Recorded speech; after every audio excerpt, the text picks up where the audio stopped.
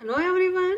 आज हम छायावादी कवि सूर्यकांत त्रिपाठी निराला की बहुत ही सुंदर रचना उत्साह पढ़ेंगे, जो कि बादलों को आह्वान्वित गीत के माध्यम से प्रस्तुत किया गया है, आह्वान किया गया है, ताकि वह लोगों के जीवन में नए जीवन का अंकुर कर दे, नए जीवन का संचार करें। सबसे पहले हम कवि परिचय पढ़ेंगे। सूर्यकांत त्रिपाठी निराला का जन्म बंगाल के महिषादल में 1899 में हुआ। उन्होंने स्वाध्याय से संस्कृत, बांग्ला और अंग्रेजी का ज्ञान अर्जित किया। वे संगीत और दर्शन शास्त्र के भी गहरे अध्येता थे, जानकार थे। रामकृष्ण परमहंस और विवेकानंद की विचारधारा ने उन पर विशेष प्रभाव डाला। निराला का जीवन दुखों और संघर्षों का जीवन रहा है। साहित्यिक मोर्चे पर भी उन्होंने अनवरत संघर्ष किया। बहुत संघर्ष के बाद उन्हें इतनी उपलब्धियां प्राप्त हुई। इनका देहांत 1961 में हुआ। इनकी कई रचनाएं हैं जो कि बहुत प्रसिद्ध हैं। इन्होंने कविताएं लिखी, उपन्यास लिखे, आलोचना लिखी, निबंध लेखन लिखे और उनकी ख्याति अविस्मरणीय है। निराला रचनावली के 8 खंडों में उनका संपूर्ण साहित्य प्रकाशित है। निराला विस्तृत सरोकारों के कवि है, यह भी इनके नाम के साथ आप स्पेशलिटी लगा सकते हैं। दार्शनिकता, विद्रोह, क्रांति, प्रेम की तरलता और प्रकृति का विराट और उदात्त चित्र उनकी रचनाओं में उपस्थित है। उनके विद्रोही स्वभाव ने कविता के भाव जगत और शिल्प जगत में नए प्रयोगों को संभव किया। छायावादी रचनाकारों में उन्होंने सबसे पहले मुक्त छंद का प्रयोग किया।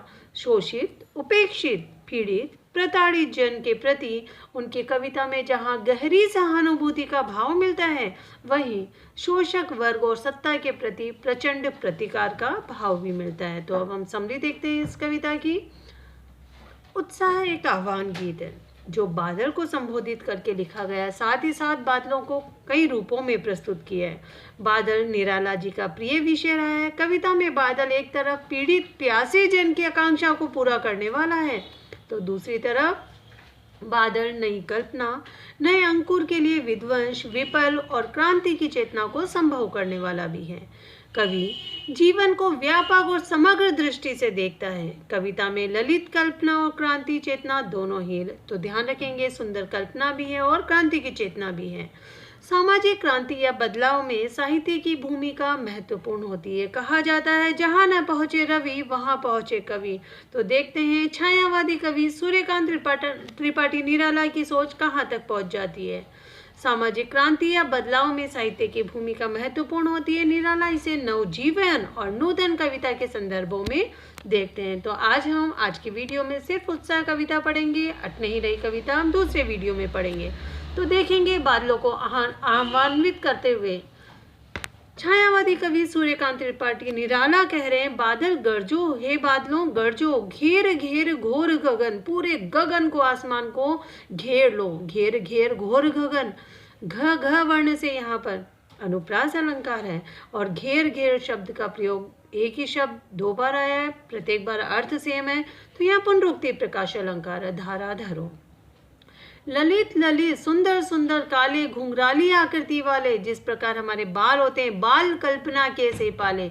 छायावादी कवि सूर्यकांत त्रिपाठी निराला कहते हैं कि सुंदर सुंदर सी कल्पना लेकर जिस प्रकार बच्चों के मन में जो चंचलता और उत्साह होती है, वह चंचलता लेकर पूरे आसमान में छा जाओ। विद्युत छवि उर्मे कवि नवजीवन वाले, और अपने हृदय में क्या लेकर आए?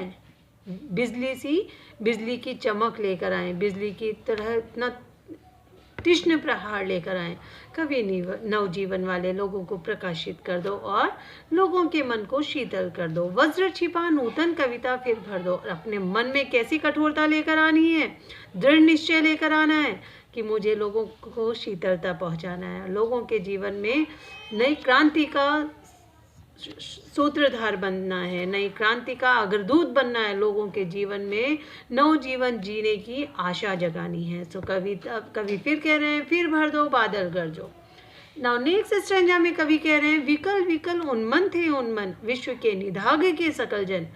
विकल विकल, बहुत ही व्याकुल थे, परेशान थे। कौन? उन्मन थे उन्मन, अनमने से थे, निराश हो चुके थे। क्यों? क्योंकि वर्षा का इंतजार कर रहे थे, बादलों का इंतजार कर रहे थे। ऋतु निकल जाने के बाद भी वर्षा नहीं हो रही थी।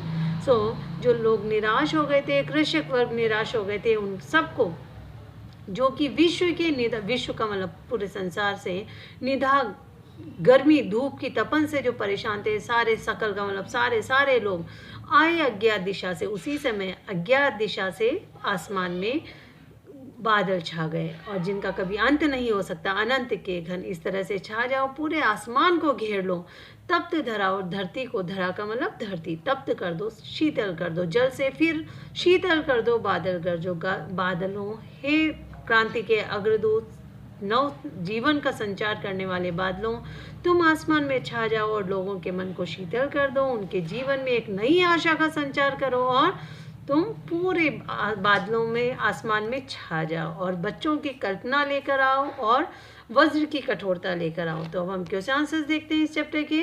अट नहीं रहिए, कल हम पढ़ेंगे।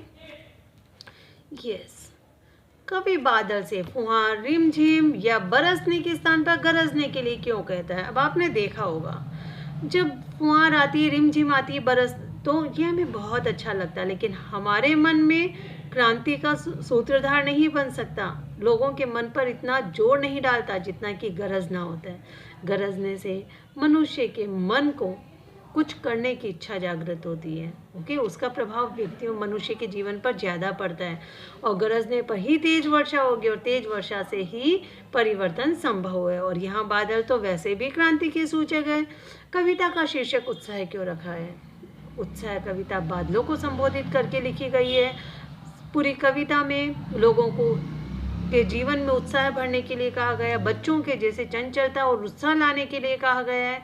इसकी हर पंक्ति में लोगों के मन में उत्साह करने का प्रयास किया गया है। बादलों को संबोधित करते हुए कवि ने इस कविता में आह्वान गीत के माध्यम से यहाँ प्रस्तुत किया है। तो चारों ओर उत्साह ही उत्साह है, इसलिए इस कविता का शीर्षक ही उत्साह रखा है। कविता में बादल किन किन अर्थों की ओर संकेत करता है? कविता में बादल कई अर्थों की ओर संकेत करता है, जैसे अपने मन में चंचल मन को लेकर, बच्चों सी चंचलता, विद्युत सी चमक लेकर आए हुए बादल, और गर्मी से परेशान कृषक, आमजन, साधारण जनता जो कि गर्मी से परेशान है, उनके मन को शीतलता पहुंचाने वाले, निराश लोगों के मन में आशा का संचार करने वाले हैं बादल, क्रांति के अग्रदूत हैं बादल। ओके, सुनाओ, बादलों को ऐसे कई अर्थों में प्रस्तुत किया जो कि आप कविता में देख रहे हैं।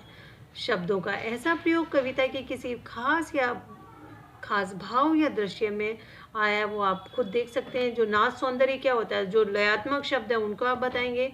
एक और चीज़ आप देखेंगे, इसमें काव्य सौंदर्य आप देख सकते हैं, उसमें आएंगे छायावादी कवि सूर्यकांत त्रिपाठी निराला ने उत्साह कविता एक आह्वान गीत के माध्यम से प्रस्तुत किया है, बादलों को संबोधित करके प्रस्तुत किया है। और कविता में बादलों को क्रांति का सूचक बताया, क्रांति का अग्रदूत बताया, जो कि लोगों के मन में परिवर्तन लाना चाहता है। शोषक और शोषित वर्ग को भी आप इसमें ऐड कर सकते हैं कि शोषित वर्ग के मन में जो निराशा छाई हुई है, उनके मन को आशान्वित करना और क्रांति का अग्रदूत बनना, शोषक वर्ग के खिलाफ खड़े होना और एक नए जीवन का प्रारंभ करने का संदेश भी इस कविता में दिया गया है। अगर आपको ये वीडियो पसंद आया है तो लाइक एंड शेयर करना मत भूलिए और इस चैनल को सब्सक्राइब जरूर कीजिएगा। बहुत जल्दी इसका दूसरा पार्ट अट नहीं रही लेकर आऊँगी। Thank you.